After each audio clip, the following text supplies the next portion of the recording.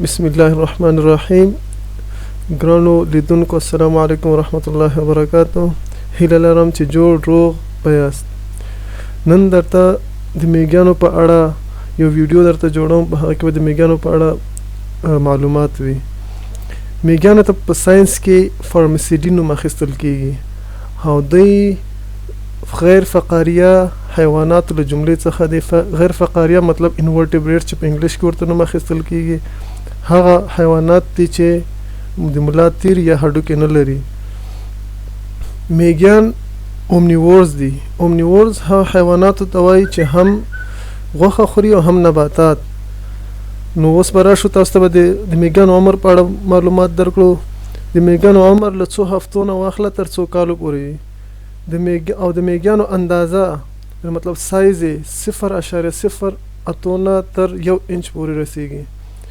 او ساینس پوهانو په دې اړه باندې ریسرچ کړی ده، یعنی څېړنه یې کړې چې په دنیا کې د میږیانو تقریبا 12,000 ډولونه شتون لري.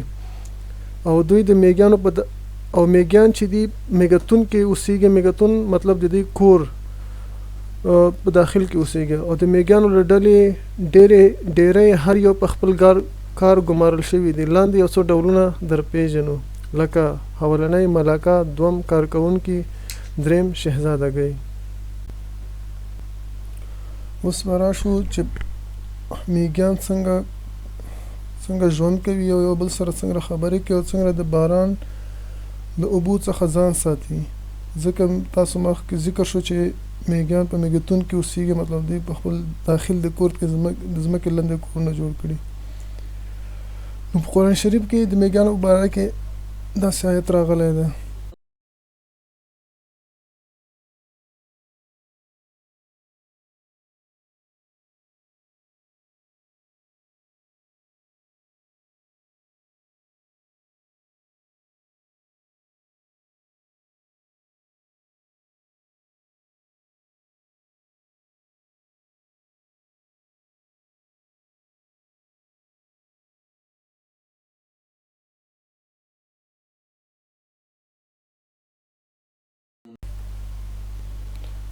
ترجمه: کله چې سلیمان علیه السلام خپل لشکر سره روان و تر دې پورې چې د میږیانو یو میدان ته ورسېدل، نو هغې کې یو میږي وویل: ای میږیانو، خپلو کورو ته ننوځئ، هسې نه چې سلیمان او د هغه لښکر مو په بې خبرۍ کې لاندې نه کړي. د معاصرې پیړۍ ساینسپوهان دا مني او وایي چې میږیان خبرې کوي. څنګه چې بیزوګان، ماهیان او مرغانو باندې ساینسپوهانو څېړنې کړي دي، دغسې میږیانو باندې هم دوی څېړنې وکړې او دا یې ومنله چې میږیان هم خبرې کولی شي. میږیان خپل ژوند څنګه تېروي؟ د میږیانو ژوند د یو پرمختللې ټولنې په څېر پر مخ وړي. دوی د خپلو کورونو پر جوړولو کې ډېر کوښښ کوي او تل په دې هڅه کې وي چې څه ډول خپل کورونه متمدن او د اوسېدلو نسبتاً ښه ځایونه ولري. حتی په کرنه کې هم د پام وړ پرمختګ کړی دی، یعنې مطلب په زراعتو کې هم دوی ښه رول لوبوي. ساینسپوهان وایي میږیان چې کله روان وي نو یو بل سره د مخامخ کېدو پر مهال یو بل سره مخونه جنګوي. نو چې دوی کله مخونه وجنګوي نو دوی یو بل ته سره معلومات یا پیغام ولېږدوي. نو همدې طریقې ته په کتو سره نو نن سبا ټکنالوژي چې جوړه شوې ده، هغه انفراريډ ریز چې ورته وایو، هغه ترې اخذ شوې ده چې په موبایلونو کې ترې نن سبا ګټه پورته کېږي او یو موبایل څخه بل موبایل ته معلومات په اسانۍ لیږدوي. که چیرې او کله چې باران وي نو دوی بیا څنګه ځان ته حفاظتي اقدامات کوي.